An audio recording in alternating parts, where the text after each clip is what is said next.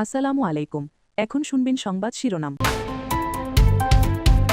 ঈদগাহ মাঠে জনসভায় কিছুক্ষণের মধ্যে যোগ দেবেন প্রধানমন্ত্রী তারেক রহমান।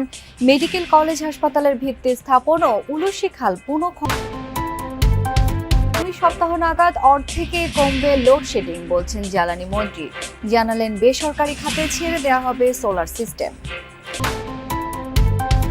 সিলেট সহ 4 জেলায় আরো 5 শিশুর মৃত্যু, কিছুতেই কমছে না প্রকোপ। টিকাদানে ব্যর্থতার কারণ জানাতে কমিটিকে 2 সপ্তাহ সময় দিলেন হাইকোর্ট। বিভিন্ন উন্নয়ন প্রকল্প উদ্বোধন ও ভিত্তিপ্রস্তর স্থাপনে আজ যশোর যাচ্ছেন প্রধানমন্ত্রী তারেক রহমান। বিকেলে যোগ দিবেন জনসভায়। এখন শুনবেন বিস্তারিত। যশোর ঈদগাহ মাঠের সমাবেশে যোগ দিয়েছেন প্রধানমন্ত্রী তারেক রহমান। প্রধানমন্ত্রী কিংবা বিএনপি চেয়ারম্যান তারেক রহমান এখনো আসলে সমাবেশস্থলে এসে পৌঁছাননি। তিনি কিছুক্ষণের মধ্যেই এসে পৌঁছবেন সেই আশা করা হচ্ছে। ইতিমধ্যেই তিনি সার্কিট হাউসে অবস্থান করছেন, সেখানে বৃক্ষরোপণ কর্মসূচিতে যোগ দিয়েছেন। এরপর নেতাকর্মীদের সঙ্গেও মত পরপরই যশোর ঈদগাহ মাঠের সমাবেশে যোগ দেবেন। যে ঈদগাহ মাঠের সমাবেশে ইতিমধ্যেই বিপুল সংখ্যক দলীয় নেতাকর্মীরা যোগ দিচ্ছেন। অর্থাৎ এটি যেহেতু যশোর জেলা বিএনপি আয়োজিত সমাবেশ, সেক্ষেত্রে কেবলমাত্র দলীয় নেতাকর্মীদের অংশগ্রহণ রয়েছে এই সমাবেশে। এবং একটা বিষয় উল্লেখ করতে হয় যে এই মাঠেই 2011 সালে বিএনপি চেয়ারপারসন প্রয়াত বিএনপি চেয়ারপারসন সাবেক প্রধানমন্ত্রী বেগম খালেদা জিয়া এসেছিলেন রোড মার্চ কর্মসূচি পালন করতে গিয়ে, এবং তার ধারাবাহিকতায় সন্তান তারেক রহমান সরকার প্রধান হয়ে যখন আসলেন এখানটায়, তখন স্থানীয় মানুষের মধ্যে আগ্রহ উদ্দীপনাটা একটু অন্যরকম। দিনের শুরুতে তিনি যেমন খাল খনন কর্মসূচিতে অংশ নিয়ে নিজের যাবতীয় প্রস্তুতি বা প্রতিশ্রুতিগুলো বাস্তবায়নের নিজের অঙ্গীকার স্পষ্ট করেছেন, ঠিক তেমনি এখানটায় অর্থাৎ এই যশোর জেলায় যশোর মেডিকেল কলেজের 500 শয্যা বিশিষ্ট মেডিকেল কলেজ, সেই মেডিকেল কলেজ স্থাপনের বিষয়টিও তিনি উদ্বোধন করেন।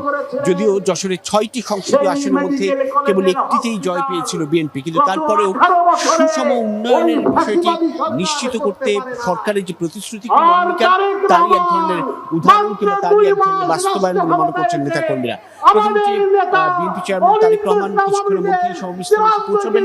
নেতাকর্মীদের অপেক্ষা এক নজর দেখা এবং তার বক্তব্য শোনা, যে বক্তব্যের মধ্য দিয়ে আগামীর দিক নির্দেশনা এবং সরকার প্রধান হিসেবে সাধারণ মানুষের জন্য কি কি উন্নয়ন পরিকল্পনা গ্রহণ করছে।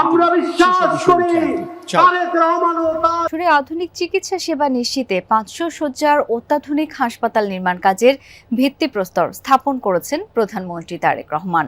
এ সময় প্রধানমন্ত্রী বলেন, 1 লাখ স্বাস্থ্যকর্মী নিয়োগ দেবে সরকার, যার 80% নারী। দেশকে এগিয়ে নিতে সুস্থ জাতি গড়ে তুলতে হবে, সেই লক্ষ্যে সরকার কাজ করে যাচ্ছে বলে জানান প্রধানমন্ত্রী। দ্রুততার সাথে স্বাস্থ্য সেবা পৌঁছে দিতে বর্তমান সরকার অঙ্গীকারবদ্ধ বলেও জানান প্রধানমন্ত্রী তারেক রহমান। বলেন, যশোর মেডিকেল কলেজ হাসপাতালে আধুনিক চিকিৎসা সরঞ্জাম, বিশেষায়িত বিভাগ এবং দক্ষ চিকিৎসক নার্সের সমন্বয়ে মানসম্মত সেবা নিশ্চিত করা হবে। 500 শয্যার এই হাসপাতাল চালু হলে স্থানীয় জনগণের পাশাপাশি আশপাশের জেলার মানুষও উন্নত চিকিৎসার সুবিধা পাবে। বিশেষ করে জরুরি সেবা, মাতৃ ও শিশু স্বাস্থ্য সেবা এবং বিভিন্ন জটিল রোগের চিকিৎসায় এটি গুরুত্বপূর্ণ ভূমিকা রাখবে। পরে প্রধানমন্ত্রী যশোরের 250 বছরের প্রাচীন ইনস্টিটিউট পাবলিক লাইব্রেরি পরিদর্শন করেন।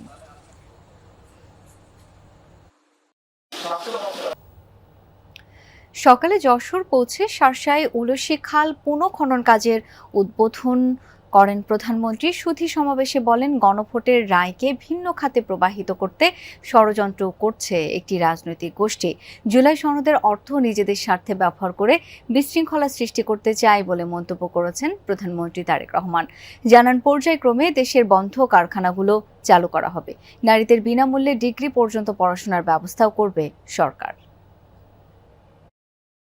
যশোরের এই উলুশি খালের প্রথম খনন হয় প্রয়াত রাষ্ট্রপতি জিয়াউর রহমানের হাত ধরে।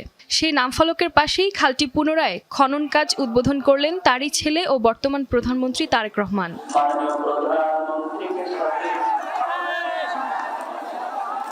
খাল খনন উদ্বোধনের পর প্রধানমন্ত্রী বক্তব্য রাখেন সুধী সমাবেশে। বলেন, খাল দখল ও ভরাটের কারণে পানি নেই, ফলে কৃষকের কোনো উপকার হচ্ছে না। খাল খনন শেষ হলে এই অঞ্চলের মানুষের ভাগ্যের পরিবর্তন হবে বলে আশা প্রকাশ করেন প্রধানমন্ত্রী। টেকনাফের বাহারছড়া ও শিলখালী এলাকার গহীন পাহাড় এখন মানব পাচারকারীদের ভয়াবহ আস্তানা। মালয়েশিয়ায় নেয়ার প্রলোভন দেখিয়ে রোহিঙ্গা ও স্থানীয়দের অপহরণ করে জিম্মি রাখা হচ্ছে, নির্যাতন চালিয়ে আদায় করা হচ্ছে মুক্তিপণ। অভিযানে ভুক্তভোগীদের উদ্ধারের পাশাপাশি পাচারকারীদের আটকের কথা জানিয়েছে কোস্টগার্ড। অবশ্য কঠোর নজরদারির মধ্যেও থেমে নেই এই সংঘবদ্ধ চক্র। রানা হোসেইনের তোলা ছবিতে টেকনাফের গহীন পাহাড়ের পরিস্থিতি নিয়ে রাব্বি সিদ্দিকীর বিশেষ প্রতিবেদন। টেকনাফের এসব পাহাড়ে আস্তানা গাড়ে মানব পাচারকারীরা। মালয়েশিয়াতে পাঠাবে বলে এসব ভুক্তভোগীকে জড়ো করা হয়।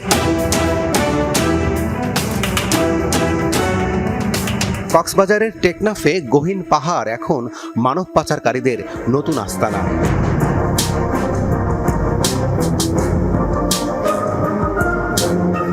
পাচারের জন্য বেশ কয়েকজনকে জিম্মি রাখার খবরে অভিযানে নামে কোস্টগার্ড।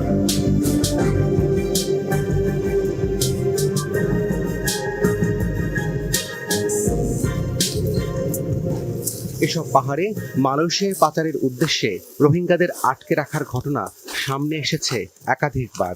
পাচারকারী চক্র মালয়েশিয়ায় চাকরির প্রলোভন দেখিয়ে ক্যাম্প থেকে রোহিঙ্গাদের ভাগিয়ে নেয়। এমনকি স্থানীয় বাঙালি বাসিন্দারাও এই চক্রের ফাঁদে পড়ছেন। ভুক্তভোগীদের অনেক সময় দিনের পর দিন আটকে রাখা হয়। শারীরিক নির্যাতন চালিয়ে পরিবারের কাছ থেকে মুক্তিপণ আদায়ের অভিযোগও রয়েছে। টেকনাফের বাহারছড়া, শিলখালী এবং শাহপরীর দ্বীপের মতো উপকূলীয় এলাকাগুলো মানব পাচারের প্রধান রুট হিসেবে ব্যবহৃত হচ্ছে। এখানে নিয়মিত চলছে বাংলাদেশ কোস্টগার্ডের অভিযান। তবে পাচারকারীদের অপতৎপরতা পুরোপুরি বন্ধ করা যায়নি। সাগর পথে মালয়েশিয়া পাচারের উদ্দেশ্যে পাহাড়ে আটক রাখা কয়েকজন রোহিঙ্গা ও বাঙালিদের উদ্ধার করা হয়। গ্রেফতার করা হয় বেশ কয়েকজন দালালও। তারা শোনালো মানুষকে ফাঁদে ফেলার গল্প। এ পর্যন্ত কতজন বোটে তুলে দিচ্ছেন? 32 জন। 20-30 জন। পার ম্যান কত টাকা পান? আরে ভাই 30,000-40,000 টাকা করে ভাই। 30,000-40,000 করে পান। আপনার সাথে এরকম আর কতজন আছে এই দালাল চক্রে? কতজন আছে? 10-12 জন। উদ্ধার হওয়া ভুক্তভোগীরা জানালেন মালয়েশিয়া পাঠানোর কথা বলে তাদের 2 দিন আটকে রাখা হয়েছিল। দুটি করলে যে লাভালাইতে ডালালি নেই, মানুষই নেই। মালয়েশিয়া ওয়াচা তেরিচা বাতা নদে কিছু নদে এদের মধ্যে পড়ে থাকি। দাদারা বললো মানে বাসায় করলে এরকম বললো, এরকম বলে বাসায় থেকে টাকা খুঁজলো। কত টাকা দাবি করলো? আমাকে দাবি করলো মানে 1,00,000 টাকা দাবি করলো। মানব পাচারকারীরা আইন শৃঙ্খলা বাহিনীর চোখ এড়াতে দুর্গম পাহাড়ি এলাকায় আস্তানা গাড়ে। নানা প্রতিকূলতা সত্ত্বেও নিয়মিত বিশেষ অভিযান চালিয়ে যাচ্ছে কোস্টগার্ড। স্থানীয়রাই পাচারকারী চক্রের সদস্য। অসহায় মানুষকে বিদেশে